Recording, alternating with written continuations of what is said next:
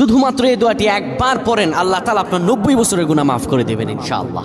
আপনার 90 বছরের গুনাহ মাফ হয়ে যাবে যদি মাত্র এই দোয়াটি যদি একবার পড়তে পারেন। আপনার ভাগ্য খুলে যাবে, রিজিকে বরকত আসবে, মনের ন্যাক আশা পূরণ হবে, আল্লাহ আপনার সব দোয়া কবুল করে দিবেন। সুবহানাল্লাহি ওয়া বিহামদি।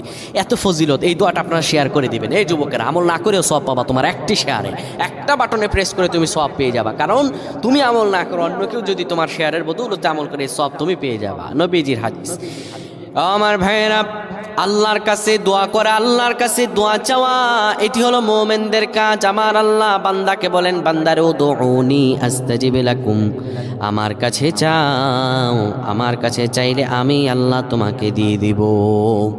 কেউ যদি একবারে দোয়াটি পড়তে পারে, দোয়াটি হলো রব্বি ইন্নী যালামতু নাফসি ফাগফিরলি। কেউ যদি এই দোয়াটা একবার পড়তে পারে, আমার আল্লাহ তাআলা তার 90 বছরের গুনাহগুলো মাফ করবেন। কবিরা গুনাহ নয়, সেটি হলো সগীরা গুনাহ। সগীরা গুনাহ মাফ হবে। বলবেন হুজুর 90 বছর তো হয়নি, তাহলে গুনাহ মাফ হবে কি করে? আপনার যত বছর হয়েছে তত বছরের সগীরা গুনাহ মাফ হবে, আর বাদ বাকিটা কাউন্ট করে আপনার আমল নামায় নফল নামাজ, নফল আমলের সওয়াব আল্লাহ তাআলা আপনার আমল নামায় দিয়ে দিবেন। কিন্তু এটির ব্যাপারেও সহিহ সনদে তেমন কোনো গুরুত্ব আরোপ হয়নি, এটির ব্যাপারে তেমন কোনো উল্লেখিত সহিহ সনদ নেই। কিন্তু আমল করতে পারেন, যেহেতু এর অর্থ সুন্দর। আল্লাহ আমাদের কবুল করুক, পড়েন আমিন।